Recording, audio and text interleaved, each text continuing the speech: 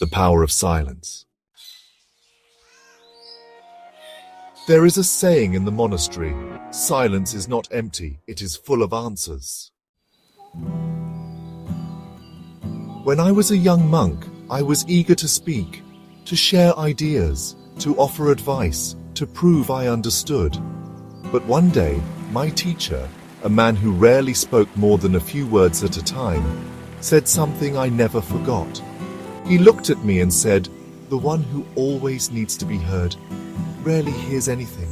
I didn't understand it then, but over the years, life taught me what he meant. You see, silence is not weakness, it is not avoidance, it is wisdom choosing peace over pride. Once a visitor came to our monastery. He was upset, angry at the world, angry at people who had wronged him. He sat in front of me and spoke for nearly an hour, blaming everyone for his pain. When he finally stopped, waiting for me to respond, I said nothing, just silence. He frowned and asked, "Do you have nothing to say?"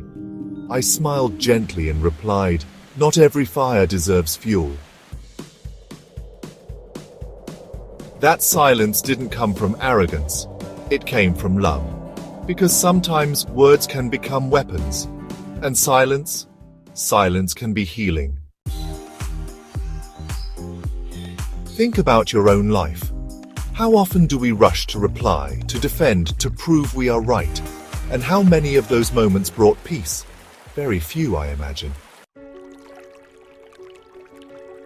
There is strength in restraint, power in patience. Silence teaches us to listen, not just to others, but to ourselves.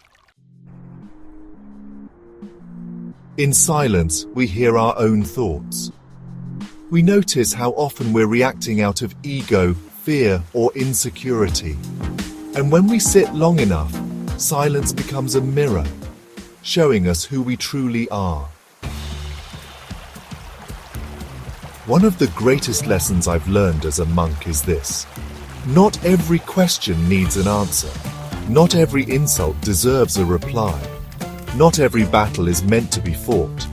Sometimes, silence is the best answer. Not because we don't care, but because we do. We care enough to protect our peace. We care enough to not let temporary emotions make permanent damage. We care enough to be still and let the truth speak for itself. Silence is not the absence of something, it is the presence of everything that matters.